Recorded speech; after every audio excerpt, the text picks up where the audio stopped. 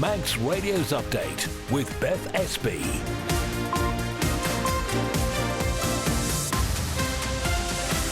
Yes, Pastor Mai, good evening. It's 5 o'clock. Welcome to your daily roundup of what's been happening on and from the Isle of Man today, because coming up in the next few minutes, what a day for the Manx missile. Sir Mark Cavendish. We'll have more on that in just a moment. On a more serious note, possible progress in Peel when it comes to a new sewage treatment works. It's election time in the UK tomorrow. If you're eligible to vote, did your ballot paper arrive on time? And why might it be time to dust off that antique vase in the back of your cupboard? All that, and we'll let you know about any traffic issues to look out for if you're heading home, all to come before 5:30.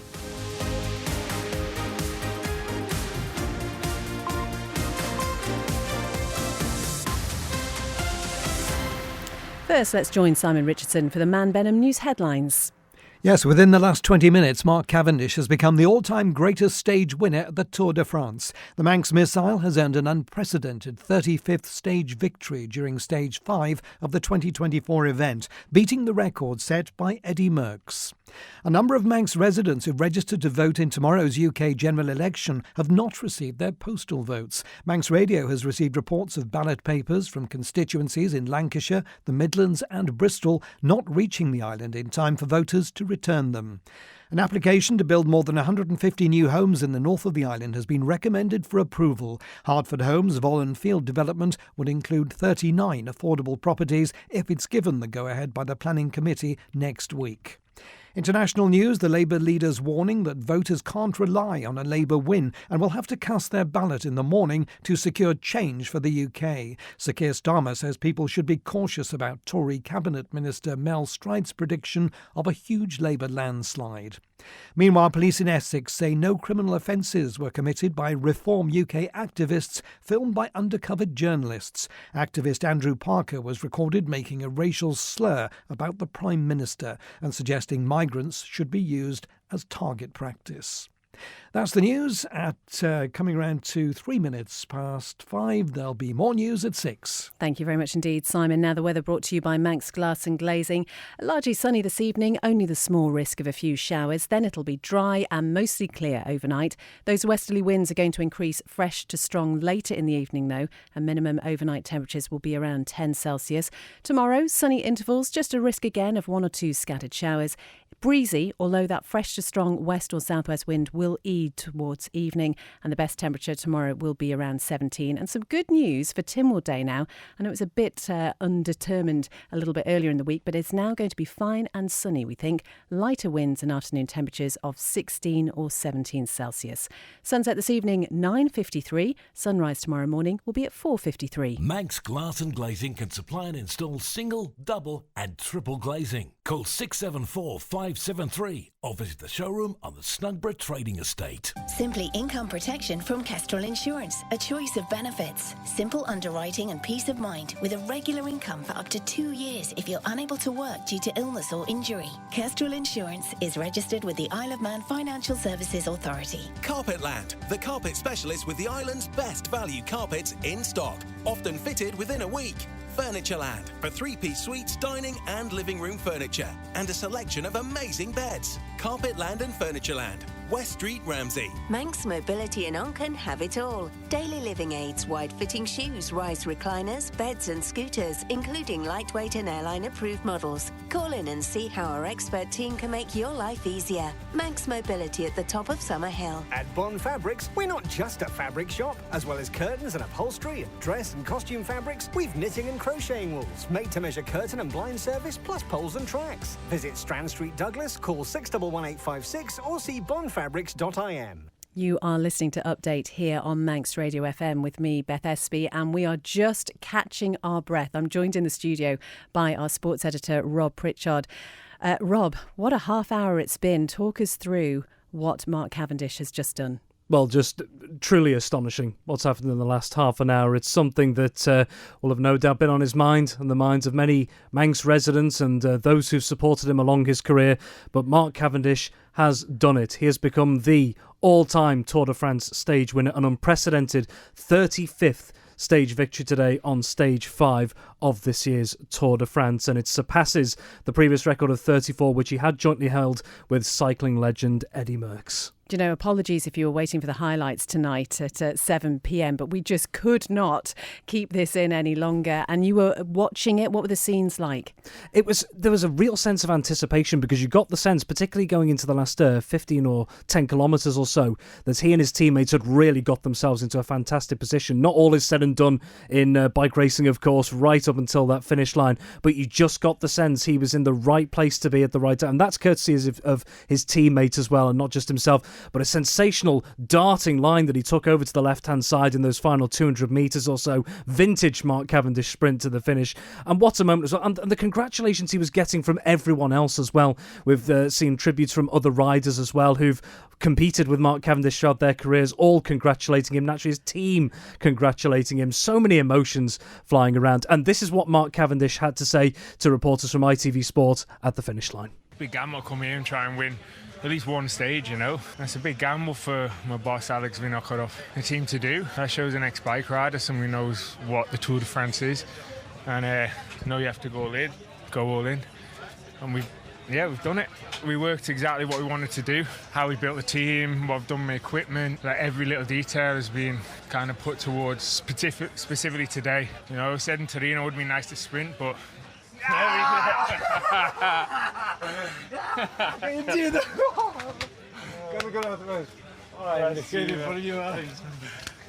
Thank you, Beth.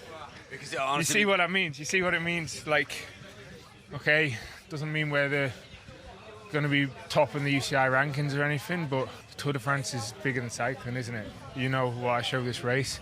You know what Vino shows this race.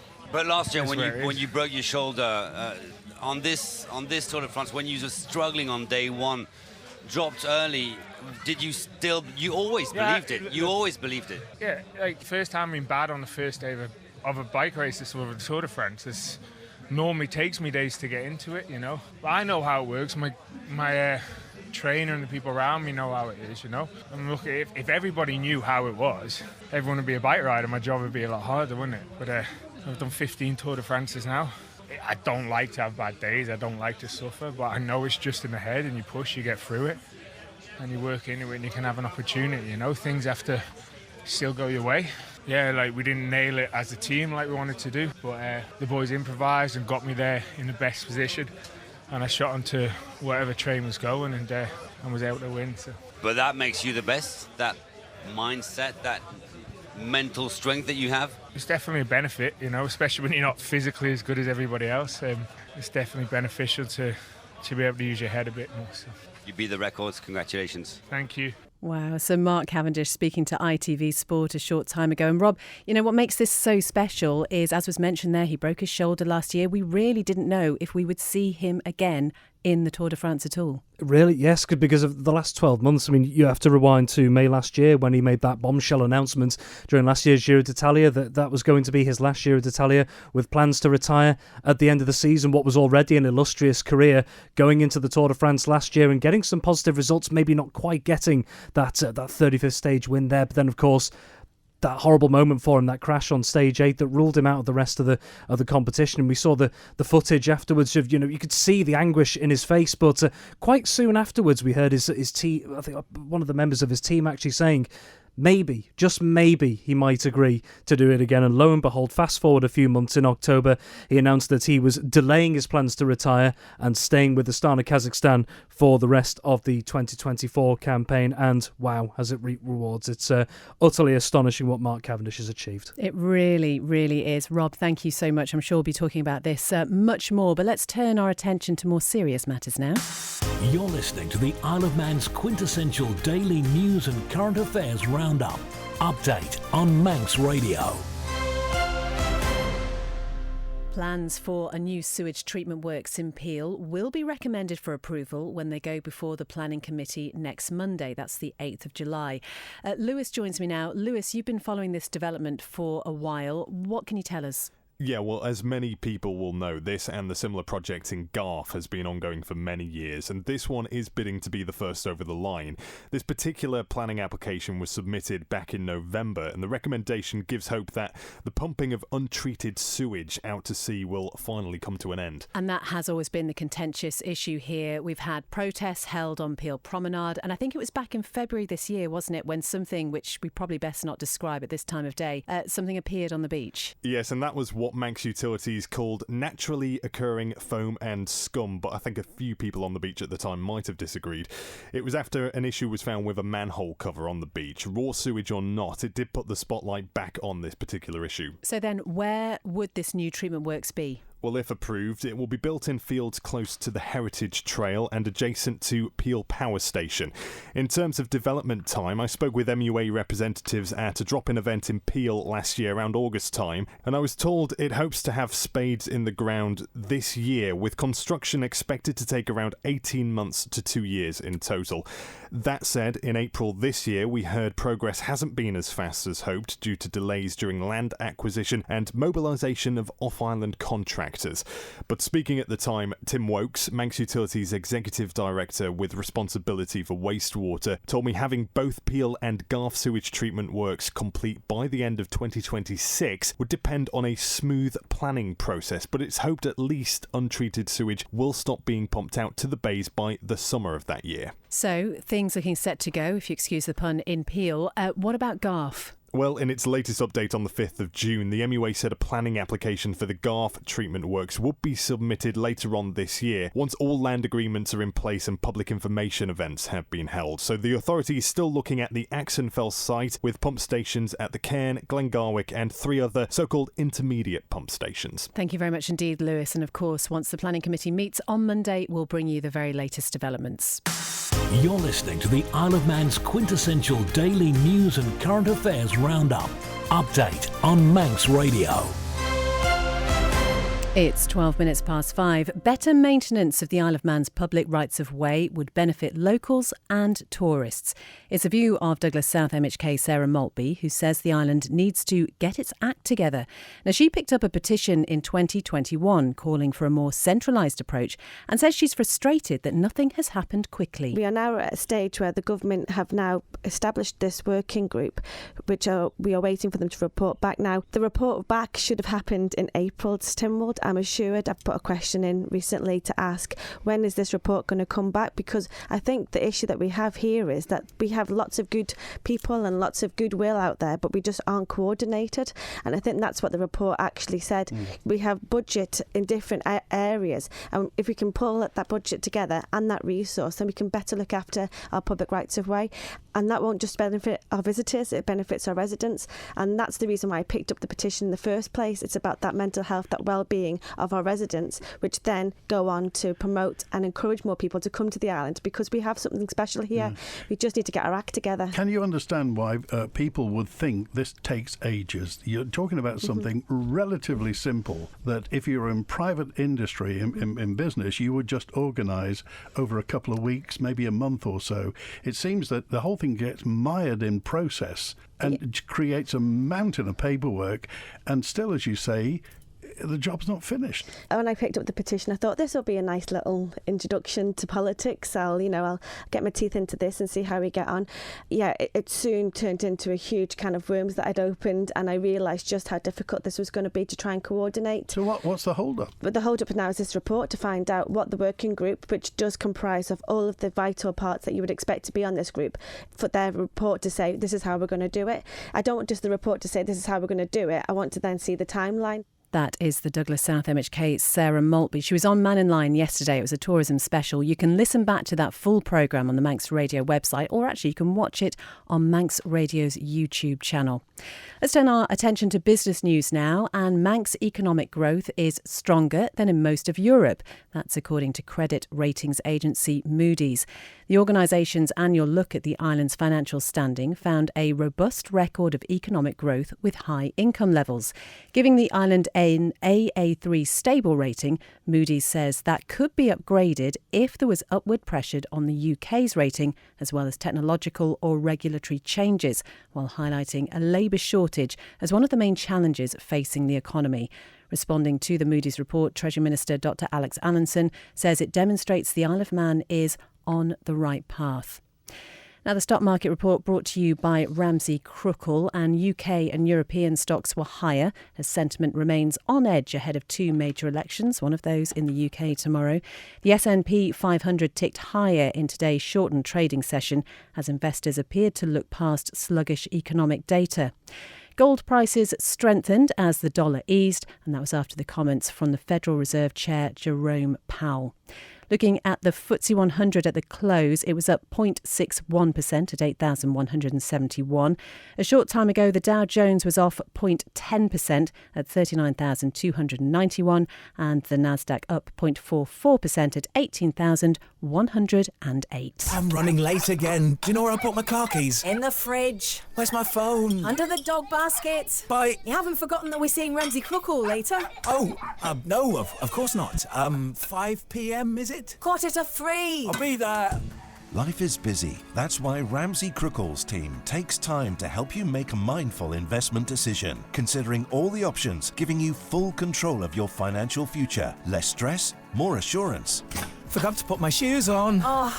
See how we can make your money work for you. Call 717171 or visit ramseycrookall.com. Licensed and regulated by the Isle of Man Financial Services Authority. You're listening to the Isle of Man's quintessential daily news and current affairs roundup. Update on Manx Radio. An application to build more than 150 new homes in the north of the island has been recommended for approval. The Planning Committee will make a decision on Hertford Homes' proposals for Vollen Fields in Ramsey on Monday. News editor Sian Cowper has been looking at the Planning Inspector's report, and she joins me now. Sian, what would this development include? Well, the headline would be 150 new homes. That would be a mix of terrace, semi-detached buildings, as well as some bungalows.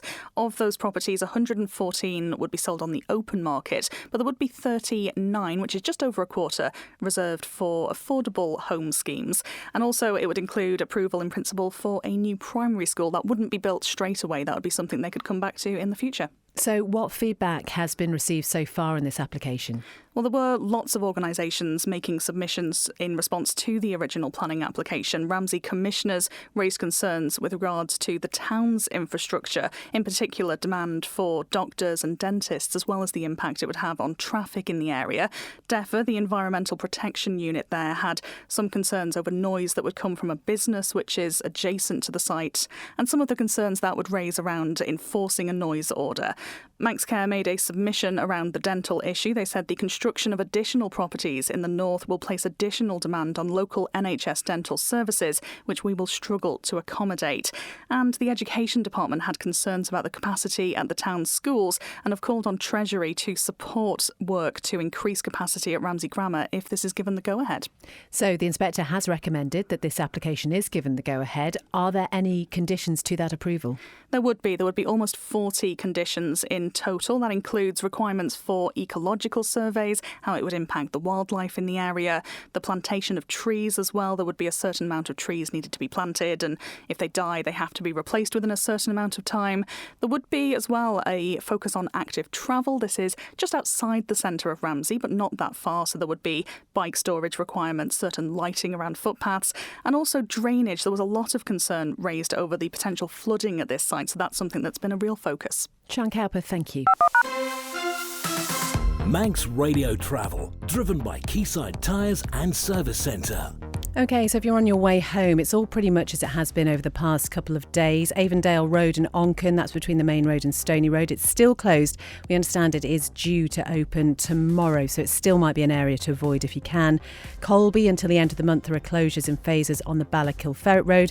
And the other things mainly are traffic lights. Now, just be aware, in Derby, on the coast road between the Cronk and Derby, and also on that stretch of the Coast Road. We've got traffic lights, but also restrictions this evening between 7 and 9 p.m. That's for a cycling event. Traffic lights 24 hours, Vicarage Road in Farm Hill, in Laxey on the Ramsey Road at the Minorca Hill Junction, Ramsey on May Hill, that's near the Seamount Road turn, Knox Sharry and at the Switchback Junction, and also on the Ballabooey Road Junction, traffic lights there. And Maloo, there are traffic lights on the Southern 100 course, that's at Maloo Church for wall repairs. Remember, the Southern 100 starts next Monday. We'll bring you all the details of the road closures associated with that. And at the bottom end of the Ballamoda near Silverdale, again, 24 hours a day, traffic lights there for resurfacing. Nothing to report from the steam packet or airport as far as we know. So if you spot anything when you're out and about, just let us know. 166 177. You can find the full list of roadworks around the island at manxradio.com. Ask how you can spread the cost interest-free at It is 5:20 now. If you have registered to vote in tomorrow's UK general election, have you received your postal vote yet? Well, a recent law change means former UK residents now living over here in the Isle of Man are eligible to take part. But a number of you have been in touch with us to say your ballot paper hasn't actually arrived.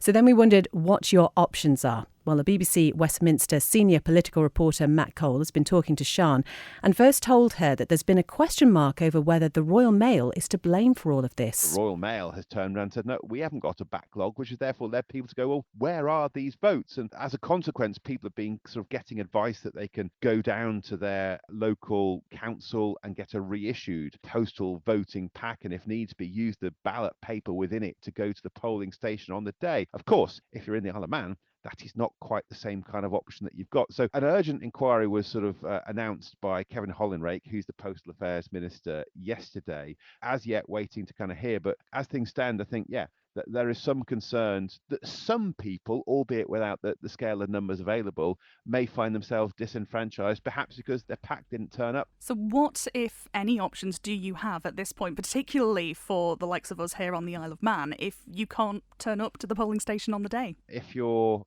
currently on the Isle of Man, this might be rather tricky. So short of getting a boat, jumping on a plane, it might be very difficult, because you are allowed to vote in person with the ballot paper from your pack. You are allowed to go, and if you get your, for example, votes pack has turned up today, but you're out of time for posting it back for tomorrow, if you have any physical means of then going to whichever constituency you're casting your vote in. Other than that, it is simply a question of taking the ballot paper out of it and going to the polling station that you're allocated in person. But obviously that is not a possibility in postal terms. In cases where someone, for example, falls ill or something like that, you can do an emergency proxy vote. But just because your ballot paper didn't turn up in the post, I understand is not one of those reasons for so doing. Something I think that the Electoral Commission, the Local Government Association, has suggested that they will review after the election how well this has worked, and indeed if there are problems. That is the BBC Westminster senior political reporter Matt Cole talking to Sian there. Just a reminder, on Friday morning's breakfast, it's going to be a UK election special. We will, of course, be mentioning a certain Tynwald Day, which is also happening on Friday, but we'll have all the results for you from 6 until 9 on Friday morning. 5:22, the Russian MHK Michelle Haywood says she's optimistic after her hopes to introduce legislation restricting the sale of nicotine products was not backed to a parliamentary committee. Now, this means that the scrutiny body will consider evidence ahead of drawing up the laws, which Dr Haywood has described as immensely frustrating. She explained to Christian Jones where the holes were in the current legislation. At the moment, there are certain nicotine products and certain tobacco products that are restricted, and you can't buy them if you're under a certain age. However, the tobacco companies have moved in. All the tobacco companies own the vape companies now because they saw their market disappearing from cigarette smoking, and they've seen people moving into vaping. But they are also moving into other products as well that aren't covered by our legislation. So things like snooze, which are little tobacco pouches that you tuck in your cheek. And there are also little nicotine pouches. There's no tobacco involved at all, because what actually keeps you going and buying those products again is the nicotine addiction. And so these companies quite cynically are exploiting the fact that they will get you addicted to nicotine by whatever method they can, in whatever way they can, so that they can keep selling you the product, because that's how they stay in business. Our tobacco legislation hasn't kept pace at all with the tobacco products that are now available. In terms of nicotine, we restricted vapes, but we didn't look at the other nicotine products that are around either. So that's another gap. I want to look at a point that was raised by the Chief Minister about there being an almost enhanced black market activity. We know that the police are already overstretched. Do you think there are the resources to enforce such a ban? Resources are fine. So the resources to enforce a sales restriction, age restriction, sit with the Office of Fair Trading, and I consulted with them and they said, well, we need a little bit more money for a little bit of enforcement and education around it. But actually, they enforce age-restricted sales all the time. I think it's really unfortunate what the Chief Minister said, because the vaping bill, by contrast, criminalises young people for possession of vapes. There is nothing in what I've suggested that is going to criminalise young people. So it really is about a sales restriction. It's not about making people into criminals. There's no stop and search powers. There's no seizure powers or anything like that. You can have them if you can get hold of them, but we're just making it harder for you to get hold of. So we're trying to deter people. But that, by its very definition, means that there would be more black market activity, because people would have to look to dealers, maybe off-island dealers that come over, who they can then buy those tobacco and nicotine products from. You could travel to another country where the age restriction is different. Yes, you could do that. It's unlikely that that's going to happen on a large scale, and I don't think there's evidence to support that. That is the Russian MHK, Dr. Michelle Haywood, talking to Christian there. You can find much more on that story at manxradio.com. OK, it's 5:25. You've had a little lie down, a little sip of water, and sports editor Rob Pritchard is back with us. We've had a message in, Rob, this is from Margaret, just to say, well done, Cavendish. I think that's what we're all thinking at the moment. Those people who are holding out and not wanting to get the result until later, there's no chance now. We're all talking about it. The news is out. The news certainly is out. Do you know, I thought it was going to be tomorrow that was his best chance at winning a stage. Well, they were looking at the profiles, really, of today's stage, stage 5 and stage 6, and stage 6 is predominantly a little bit flatter. I think the purpose of yesterday really was to make sure, because it was such a mountainous route on stage 4, that he gets across the line well inside the time limit, which he managed to do so. That's going to save him for a stage like this. And Astana, they were actually saying on the coverage all the way around of just how well they played those last 20 to 30 kilometres as well. So Cavendish, incredible, and his team as well, doing a superb job in getting him into the right place. OK, tell us about some other sport then. Well, we're going to be sticking with cycling, funnily enough, because Becky Storey, it's been confirmed, will be competing in this year's Giro d'Italia Women. The 25-year-old Ireland rider has been named in the Team DSM Firmenich Post NL squad for the Women's World Tour event, taking place from the 7th to the 14th of July. And elsewhere, it was also confirmed this afternoon that fellow Isle of Man competitor Lizzie Holden will also take part in this year's Giro d'Italia Women. Holden has been named in the UAE Team ADQ squad for the event. It'll be Holden's first competitive outing since the 18th of June, where she claimed a 50th place overall finish at the Tour of Switzerland. Well, from 2 wheels to 3. In motorsport, Manx sidecar TT champions Ryan and Callum Crowe will take part in next week's Southern 100 road races. The Derby duo have been confirmed as a late entry to the event, having previously taken 2 dominant wins in both three-wheeled races at this year's TT across late May and early June. Well, both have already impressed on the Blount course in recent years. They won the sidecar consolation race on their Southern 100 debut in 2019, and they also hold the current lap record for three-wheeled machines at the Southern 100 meeting, clocking an average of 102.398 miles an hour back in 2022. Furthermore, they'll join a strong lineup for this year's event in the class, which will include defending champions Peter Founds and Jevon Walmsley, as well as former champions Ben Birchall, Tim Reeves, Greg Lambert and Tony Baker. And finally tonight, we're turning our attentions to hockey, and Manx hockey player Sienna Dunn will represent England at this year's Euro Hockey Under-21 Championships. The former Valkyries competitor is part of the 18-strong national squad to contest the tournament in Terrassa, Spain, from the 14th to the 20th of July. Dunn is one of 10 players making the journey who also competed for the England Under-21 side, which finished 4th at the 2023 Junior World Cup in Chile last December. The Manx Hockey Association is wishing Sienna and the England team luck for a successful tournament. Elsewhere in the last 12 months, Dunn was also named Isle of Man Under-21 Sportswoman of the Year for the 2nd year running back in February. Rob, thank you very much indeed. Hopefully we'll be back here with the same news tomorrow, eh? Let's see what happens. That is it from Update this evening. Thank you so much for your company on what is now an historic day for the Isle of Man. This programme will be able to be downloaded at manxradio.com or from your favourite podcast provider, so you can listen again at your leisure. It's put together by Manx Radio's newsroom. Thank you very much to all the journalists there. If you've got a story, perhaps some good news you'd like to share, you can email us directly, newsroom@manxradio.com. Coming up next, it's Spotlight with Howard Kane before Kinners joins you with greatest hits from 6 p.m. Whatever you're up to for the rest of your evening, have a great one, and I'll be back here at the same time tomorrow.